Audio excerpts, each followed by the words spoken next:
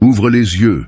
Tu vis dans un monde où tout s'effondre, les valeurs s'effacent, la vérité est étouffée et l'homme s'égare. Encore. Mais il y a 1400 ans, alors que la terre croulait sous l'injustice, Allah choisit un homme.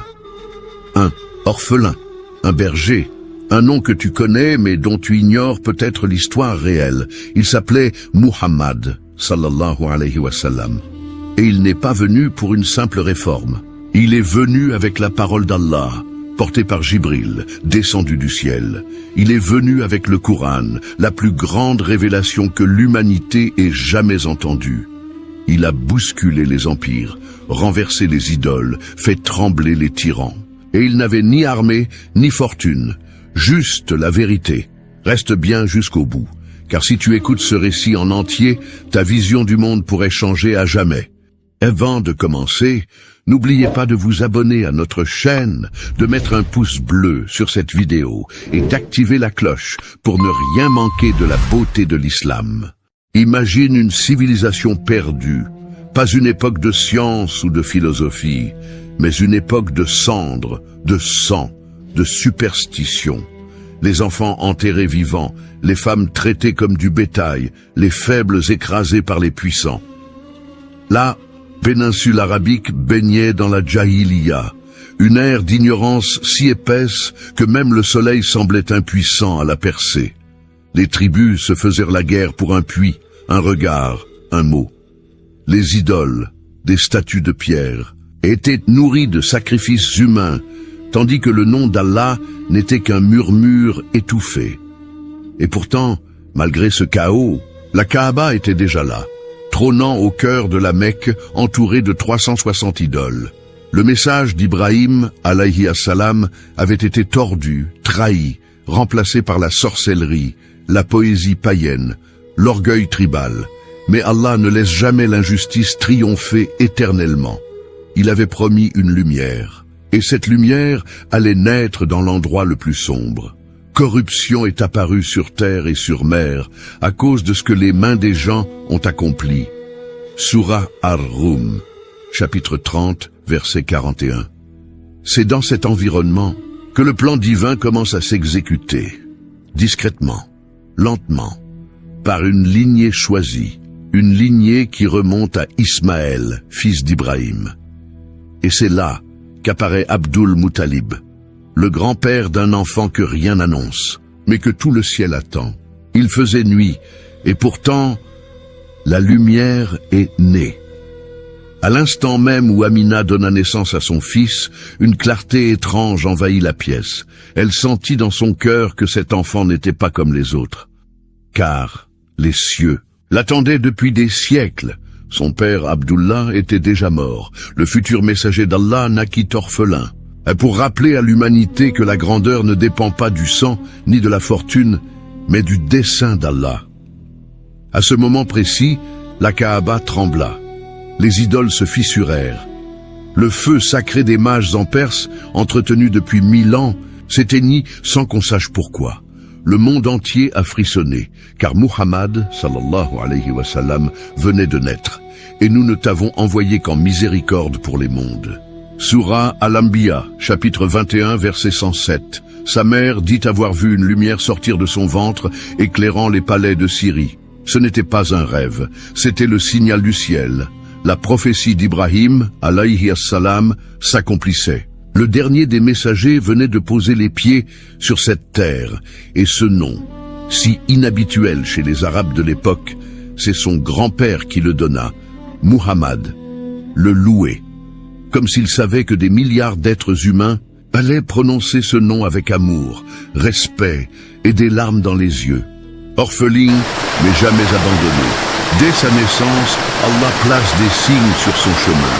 Muhammad sallallahu alayhi wa sallam est confié à Halima as-Sardiya, une nourrice du désert. Mais dès qu'il entre dans sa maison, les bénédictions affluent. Le lait coule à flot, les troupeaux prospèrent, les nuages suivent son ombre. Même les pierres semblaient le reconnaître. Mais c'est dans le désert, loin des cités et des corruptions de la Mecque, qu'Allah purifie son cœur, littéralement. Un jour, alors qu'il joue avec d'autres enfants, l'ange Jibril descend, le saisit, ouvre sa poitrine et retire une portion de son cœur, le mal, la part de Shaitan. N'avons-nous pas ouvert pour toi ta poitrine? Sourate Ash-Shar, chapitre 94, verset 1. Oui, Allah l'a ouvert, purifié, protégé. C'est un enfant qui ne ment pas, qui ne se prosterne pas devant des idoles, qui ne crie pas avec les autres garçons dans les ruelles de la Mecque. Il regarde, observe, mais son cœur n'est déjà plus d'ici. Quand sa mère, Amina, meurt sur la route de Médine, il n'a que 6 ans. Et pourtant, pas de plainte, pas de rébellion. Il regarde vers le ciel, car son cœur, guidé, sait déjà que ce monde n'est pas l'ultime refuge, élevé ensuite par son grand-père Abdul Muttalib, puis par son oncle Abu Talib. Il apprend la loyauté, le courage, la sagesse. Mais surtout, il apprend le silence. Car le silence est la demeure de la révélation. Avant même la révélation, Muhammad, sallallahu alayhi wa sallam, brillait dans les rues de la Mecque, mais pas par la richesse, ni par les discours. Ce qui le distinguait, c'était son silence, sa droiture, sa sincérité. Les gens l'appelaient Al-Amin, le digne de confiance. Même ses ennemis lui confiaient leurs biens. Il ne trichait pas, ne levait pas la voix, ne se prosternait jamais devant un seul des 360 faux dieux qui entouraient la Kaaba. Mais ce n'était pas tout. Lorsqu'un conflit éclata entre les tribus mécoises pour savoir qui replacerait la pierre noire dans la Kaaba, les tensions montèrent. Le sang allait couler, mais un ancien dit « Le premier homme qui franchira cette porte réglera le conflit ». Et ce fut lui. D'un geste simple, humble, mais guidé par la sagesse divine, Muhammad, sallallahu alayhi wa sallam, plaça la pierre sur un tissu et invita chaque chef de tribu à tenir un coin. Puis lui-même la plaça à sa place de ses mains bénies. Le conflit s'éteignit. Et Allah vous guide par lui à la voie droite. Sourate Al-Maïda, chapitre 5, verset 16. Peu après, une riche veuve, puissante commerçante, Khadija, Bint Khuwaylid, qu'Allah l'agrée, l'engagea pour diriger ses caravanes. Elle vit en lui ce que personne ne voyait. La lumière, l'honneur, la protection divine, et elle lui fit une proposition, pas commerciale, une alliance de cœur et de destin. Elle était respectée, riche, influente. Il était jeune, orphelin sans fortune, mais quand Khadija bint Khuwaylid vit Muhammad, sallallahu alayhi wa sallam, travailler avec droiture, sans mensonge, sans trahison, elle vit plus qu'un commerçant, elle vit un signe. Alors, elle fit ce qu'aucune autre femme n'avait osé. Elle demanda sa main, et il accepta. Le mariage de Muhammad, sallallahu alayhi wa sallam, avec Khadija ne fut pas un luxe. Ce fut un refuge, un cocon de paix, une alliance tissée par la sagesse d'Allah. À ses côtés, il trouva du réconfort, de la sérénité et la liberté de se retirer. Car plus les années passaient, plus quelque chose pesait sur son cœur. Les idoles l'écœuraient, l'injustice l'étouffait.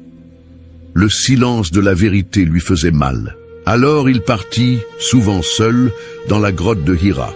Là, perché dans les montagnes, il méditait. Il cherchait la voie, la vérité, Allah. Et Allah l'observait.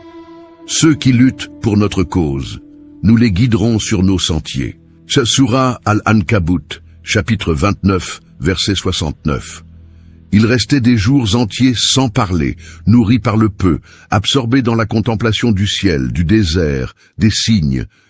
Il ne savait pas encore que la terre entière allait bientôt entendre sa voix.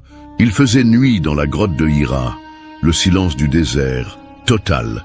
Les étoiles fixèrent la terre, et au fond de cette solitude, Muhammad, sallallahu alayhi wa sallam, méditait quand l'invisible est descendu, sans avertissement, sans signe. Jibril, l'ange, emplit soudain l'espace. La montagne elle-même aurait tremblé, mais c'est le cœur du messager qui fut saisi. Il l'attrape, le serre contre lui et dit « Ikra ». Lis. Muhammad, sallallahu alayhi wa sallam, choqué, répond « Je ne sais pas lire. L'ange le serre de nouveau plus fort et répète une deuxième fois, une troisième fois. Et puis, lis au nom de ton Seigneur qui a créé l'homme d'une adhérence. Lis, ton Seigneur est le très noble, qui a enseigné par la plume. Sourate Al-Alaq, chapitre 96, versets 1 à 4. Et là, tout change. Ce n'est plus un homme qui médite, c'est un homme choisi par Allah pour porter le dernier message. Il descend de la montagne, le cœur tremblant, le corps glacé, répétant « Couvrez-moi, couvrez-moi ».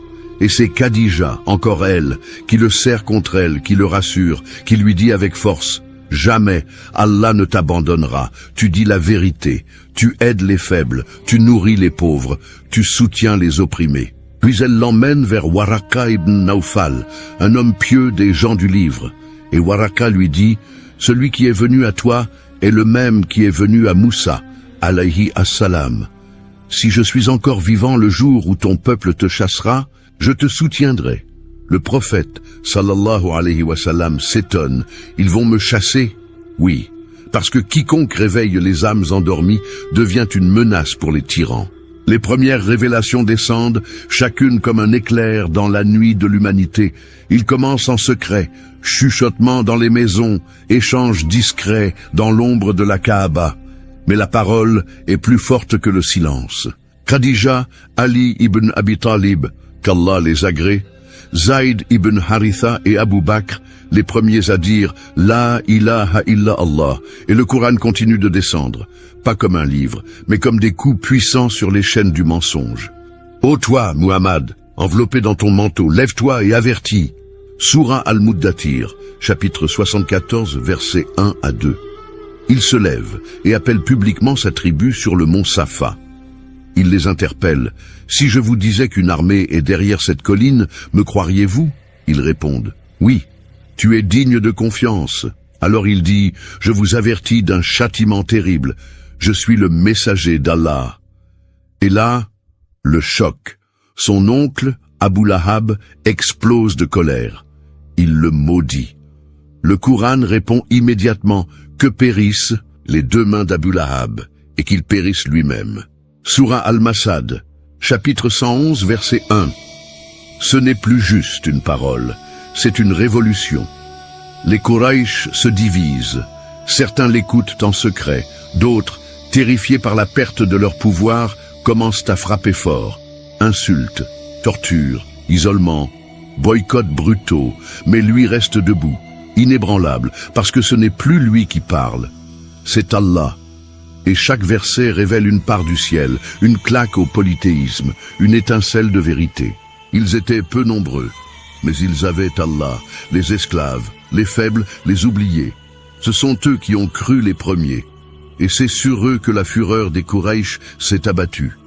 Bilal, esclave noir, allongé sur les pierres brûlantes, un rocher sur la poitrine. On lui crie « Renie ton Dieu, dis, Allah est ta divinité ». Mais lui, la gorge sèche, les yeux fermés, ne dit qu'une chose. Ahad, Ahad. Un. Chaque coup, chaque brûlure est un témoignage. Yassir, Soumaya, Ammar. On les torture devant le prophète, sallallahu alayhi wa sallam. Et lui, le cœur en feu, leur dit « Patience, ô famille de Yassir, votre rendez-vous est au paradis. » Pensez-vous entrer au paradis sans que ne vous atteignent les épreuves semblables à celles de vos prédécesseurs? Sourate Al-Baqarah, chapitre 2, verset 214. Mais les Quraysh ne s'arrêtent pas là. Ils imposent un blocus. Plus de nourriture, plus de commerce, plus de mariage. 3 ans, 3 longues années. Les pleurs des enfants affamés résonnent dans la vallée. Les feuilles d'arbres deviennent leur pain. Et malgré cela, pas un seul d'eux n'abandonne la foi. Puis vient l'année terrible, la mort de Khadija, la mort d'Abu Talib. Il perd son pilier spirituel et son bouclier social. Et pourtant, il ne fléchit pas, parce que le cœur du prophète, sallallahu alayhi wa sallam, n'est pas soutenu par la politique. Il est accroché au trône d'Allah. Il venait de perdre Khadija, la lumière de sa maison. Puis Abu Talib, son protecteur, face aux Quraysh. À ce moment précis, même le ciel semblait silencieux. Alors il part, à pied, vers Taïf. Peut-être que là-bas des cœurs entendront. Peut-être qu'un peuple lui offrira refuge. Peut-être une étincelle de paix. Mais à Taïf, il n'a reçu que pierres, moqueries et mépris. Les enfants sont lancés contre lui. Les sangsues de haine crient, jettent, frappent, son sang coule. Ses pieds bénis saignent, son cœur saigne. Et que fait-il? Il ne maudit pas. Il lève les mains et dit « Ô Allah, si tu n'es pas en colère contre moi, alors peu m'importe. Mais ta miséricorde est ce que je recherche. » Ce jour-là, même les anges sont restés silencieux. Mais Allah, lui, a vu. Il a entendu. Il a répondu. Il envoie Jibril qui dit « Voici l'ange des montagnes. Si tu le veux, il fera s'écraser. Sur eux, les deux montagnes. » Mais le prophète, sallallahu alayhi wa sallam, répond « Non. J'espère qu'Allah fera naître de leur descendance des gens qui l'adoreront sans rien lui associer. » Et puis, le miracle. La nuit, alors qu'il dort près de la Kaaba, Allah l'invite. Gloire à celui qui de nuit fit voyager son serviteur de la mosquée sacrée à la mosquée Al-Aqsa. Sourah Al-Isra, chapitre 17, verset 1. C'est Al-Isra wal-Miraj. Il voyage en une nuit de la Mecque à Jérusalem. Là, tous les prophètes l'attendent, et c'est lui qui les dirige dans la prière. Puis il monte au-dessus des cieux. Au premier ciel, Adam. Au deuxième, Yahya et Issa, alayhim assalam. Au troisième, Youssouf. Au quatrième, Idriss. Au cinquième, Haroun. Au sixième, Moussa. Et au septième, Ibrahim, alayhim assalam, jusqu'à Sidrat al-Muntaha, là où même Jibril s'arrête. Mais lui, Muhammad sallallahu alayhi wa sallam, avance encore. Allah lui parle. Et là, la prière est prescrite. Un lien direct avec Allah 5 fois par jour pour lui et pour nous. La persécution s'intensifie. La Mecque devient un enfer pour les croyants. Mais Allah prépare une échappatoire dans un endroit inconnu. Yathrib, une oasis que le monde ne regardait pas. Et là-bas, un miracle. Des cœurs s'ouvrent. Des hommes simples, venus du peuple des Adalawes et des Khazraj, entendent parler du prophète, sallallahu alayhi wa sallam, et ils reconnaissent la vérité. Ils prêtent serment dans la nuit, dans le secret. Nous te protégerons, comme nos enfants. L'ordre divin tombe. Quittez la Mecque. Mais ce n'est pas une fuite, c'est un acte de foi, un sacrifice suprême. Le prophète, sallallahu alayhi wa sallam, quitte la ville où il est né. Il jette un dernier regard vers la Kaaba et dit « Par Allah, tu es la terre la plus aimée de mon cœur. Si ton peuple ne m'avait pas chassé, jamais je ne t'aurais quitté. » Il part avec son fidèle compagnon, Abu Bakr, traqué par Quraysh, recherché comme un criminel, une prime sur sa tête. Il se cache dans une grotte Gartao et Abu Bakr panique. S'ils regardent sous leurs pieds, ils nous verront. Mais Muhammad, sallallahu alayhi wa sallam, lui répond calmement, « Ne t'inquiète pas car Allah est avec nous. Si vous ne l'assistez pas, Allah l'a déjà assisté. » Sourah At-Tawbah, chapitre 9, verset 40. Allah envoie une araignée, un pigeon, et détourne les regards des chasseurs de primes.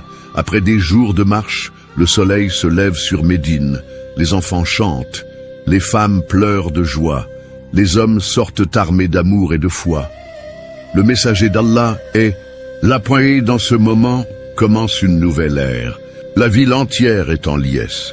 Les enfants crient « Tala'a al-Badru alayna » Le clair de lune s'est levé sur nous.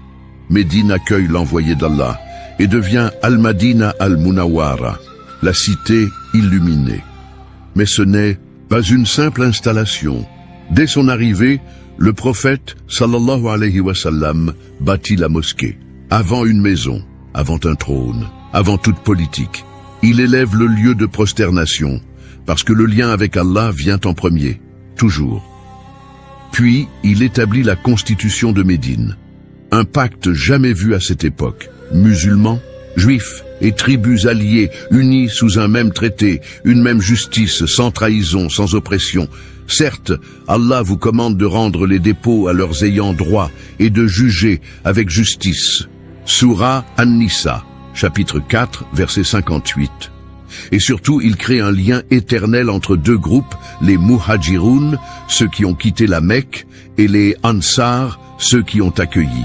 Ils partagent leurs biens, leurs maisons, leurs repas, une fraternité au-delà du sang.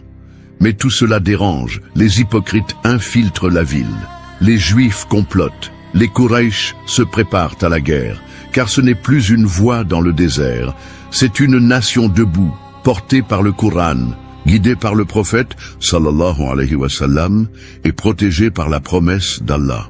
Ils étaient 313, pas entraînés, mal équipés, à peine armés, face à 1000 Quraysh, armés jusqu'aux dents. Mais les musulmans n'avaient pas besoin d'armes, ils avaient Allah. Le prophète, sallallahu alayhi wa sallam, lève les mains vers le ciel, les yeux remplis de larmes. Oh Allah, si ce petit groupe est anéanti, plus personne ne te priera sur terre. Et Allah répond, oui, si vous êtes patient et pieux et qu'il fonde sur vous immédiatement, votre Seigneur vous enverra en renfort 5000 anges marqués distinctement. Sourate Al-Imran, chapitre 3, verset 125. Le vent se lève, la poussière tourbillonne. Les anges descendent, invisibles, frappant les ennemis. Des guerriers jurent avoir vu des cavaliers vêtus de blanc, frappant au nom d'Allah. Le prophète, sallallahu alayhi wa sallam, au centre du champ de bataille, prononce « Avancez vers un paradis dont la largeur est celle des cieux et de l'art. » Au terre, un jeune homme, Umayr ibn al-Humam, jette les dattes qu'il mangeait et court vers la mort, vers le Jannah. Ce jour-là, les croyants ont vaincu l'élite de Quraysh. Des chefs arrogants tombent. L'équilibre est brisé. Les anges ont combattu. Le ciel a répondu et le message est clair. Ceux qui s'opposent à la vérité tomberont, même s'ils sont mille. Ceux qui la portent seront élevés, même s'ils sont seuls. La victoire ne vient que d'Allah. Sourate Al-Anfal, chapitre 8, verset 10. La Mecque a soif de revanche. Quraysh revient, plus nombreux, plus organisé, 3000 soldats contre 700 croyants. Mais le prophète, sallallahu alayhi wa sallam, prépare le terrain. Il place 50 archers sur une colline et leur dit clairement, même si vous nous voyez vainqueurs, ne descendez pas de votre poste. Et la bataille commence. Les musulmans dominent, les Quraysh reculent. La victoire semble acquise, mais les archers voient le butin, et 40 d'entre eux désobéissent. La colline est vide. Khalid ibn al-Walid, encore païen à l'époque, voit la faille et attaque par derrière. Le chaos, la confusion. Les musulmans sont pris en tenaille. Hamza, le lion de l'islam, tombe en martyr. Le prophète, sallallahu alayhi wa sallam, est blessé. Son casque brisé, sa dent cassée, son visage saigne. On crie, Muhammad est mort. Certains fuient, d'autres s'effondrent. Mais quelques-uns restent, prêts à mourir à ses côtés. Nas ibn Nadr dit, par Allah, si je sens le parfum du paradis, je n'ai plus besoin de vivre. Et il se jette dans la mêlée. Il sera retrouvé plus tard, le corps transpercé de plus de 80 blessures. Et Allah révèle, parmi les croyants, il est des hommes qui ont tenu leur engagement envers Allah. Surah Al-Ahzab, chapitre 33, verset 23. Ce jour-là, les musulmans n'ont pas perdu parce qu'Allah les a abandonnés, mais parce qu'ils ont désobéi. Et Allah voulait leur apprendre. L'humiliation fut grande, mais la foi ne s'est jamais éteinte. Après Uhud, les ennemis de l'islam veulent en finir. Mais cette fois, ce n'est plus juste Quraysh, c'est toute l'Arabie qui se soulève. 10 000 soldats. Le plan, écraser Médine, effacer le nom de Muhammad, sallallahu alayhi wa sallam, anéantir la lumière. Mais les croyants, eux, n'ont ni nombre, ni armure, ni surprise. Alors, Salman al-Farisi, compagnon venu de Perse, propose une stratégie nouvelle. Creuser une immense tranchée autour de la ville. Le prophète, sallallahu alayhi wa sallam, accepte. Ils creusent tous ensemble. Dans le froid, la faim, la fatigue. Et lui, le messager d'Allah, casse les pierres avec ses propres mains. Et là, un rocher résiste. Il frappe. Une lumière jaillit. Il dit, Allahu Akbar, j'ai vu les palais de Byzance. Il frappe encore. Allahu Akbar, j'ai vu les châteaux de Perse, puis une dernière fois, j'ai vu les trésors du Yémen. Quel miracle! Il creuse pour survivre et lui voit l'empire de l'islam s'étendre sur la terre. Et lorsque les croyants virent les coalisés, ils dirent « Voilà ce que nous avait promis Allah et son messager. » Et cela ne fit qu'augmenter leur foi. Sourate Al-Ahzab, chapitre 33, verset 22. Mais au cœur de la nuit, la trahison surgit. Banu Qurayza, une tribu juive de Médine, brise le pacte. Ils ouvrent leur fort aux ennemis. Médine est encerclée, de l'extérieur et de l'intérieur. La peur atteint un sommet. Les hypocrites doutent, les enfants pleurent, le sol tremble, mais Allah fait descendre le vent. Un vent glacial, violent, qui détruit les tentes, éteint les feux, brise le moral des ennemis. Abu Sufyan, chef de l'armée ennemie, fuit dans la nuit. La coalition s'effondre, sans que les musulmans ne livrent bataille. Et Allah dit, « Ô vous qui croyez, rappelez-vous le bienfait d'Allah envers vous lorsque des armées vinrent contre vous. Et nous envoyâmes contre eux un vent et une armée que vous ne voyiez pas. » Sourate Al-Ahzab, chapitre 33, verset 9. Le prophète, sallallahu alayhi wa sallam, voit un rêve. Il entre à la Mecque avec ses compagnons, fait la Umrah. Il annonce la bonne nouvelle. Ils partent, 1400 croyants vêtus pour le pèlerinage, sans armes, sans intention de guerre. Mais Quraysh bloque l'entrée de la Mecque. Tension, provocation, menace, ils campent à Hudaybiyah. L'attente est lourde. Les compagnons sont prêts à tout. Mais le prophète, sallallahu alayhi wa sallam, veut éviter l'affrontement. Un traité est proposé. Et là, l'incompréhensible, ils ne feront pas la Umrah cette année, mais l'année suivante. Tout Mécois qui fuit vers les musulmans sera renvoyé. Mais tout musulman qui quitte Médine vers Quraysh ne sera pas renvoyé. Les compagnons sont choqués. Umar ne comprend pas. Il questionne. N'es-tu pas le messager d'Allah? Et le prophète répond avec calme. Oui, et Allah ne m'abandonnera jamais. Il signe, et Allah révèle une sourate entière. En vérité, nous t'avons accordé une victoire éclatante. Sourate Al-Fath, chapitre 48, verset 1. Une victoire? Vraiment? Oui. Parce que ce traité reconnaît officiellement l'État musulman, permet une trêve, et donc la propagation de l'islam, ouvre les cœurs, même les Quraysh en privé s'interrogent, et surtout brise l'arrogance des polythéistes. Et à peine revenus à Médine, les conversions se multiplient. L'islam entre dans les maisons, dans les esprits, dans les tribus. Ce que l'épée ne pouvait pas faire, la patience l'a accompli. 2 ans après Hudaybiyah, Quraysh viole le traité. Le prophète, sallallahu alayhi wa sallam, ne répond pas avec des menaces. Il agit, silencieusement, stratégiquement. Il rassemble 10 000 croyants. Pas un mot ne fuite, pas un cri de guerre. Ils avancent de nuit. La Mecque dort. Quand Quraysh ouvre les yeux, il est trop tard.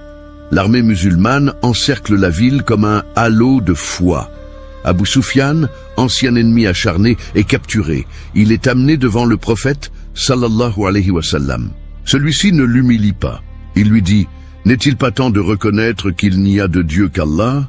Abu Sufyan baisse la tête. Il sait, il a vu, il accepte.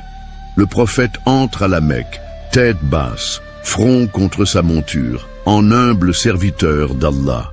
Pas un cri, pas une vengeance. Il entre dans la Kaaba, entouré de 360 idoles. Il les brise une à une avec son bâton, répétant « La vérité est venue, et le faux a disparu, car le faux est destiné à disparaître. » Sourate Al-Isra, chapitre 17, verset 81. Puis il s'adresse aux Quraysh, les bourreaux d'hier. Il dit « Que pensez-vous que je vais faire de vous ?» Ils répondent « Tu es un frère noble, fils d'un frère noble. » Et il dit « Allez, vous êtes libres. Aucun conquérant dans l'histoire n'a fait cela. Pas de massacre, pas de pillage, pas de vengeance, juste le pardon. » Et l'appel « Celui qui entre dans la maison d'Abu Sufyan est en sécurité. Celui qui se réfugie dans la mosquée est en sécurité. Celui qui reste chez lui est en sécurité. » Et ce jour-là, des milliers embrassent l'islam. La Mecque est purifiée et le prophète sallallahu alayhi wa sallam pleure. Pas de triomphe égoïste, seulement la promesse d'Allah accomplie. L'année est la 10e de l'hégire.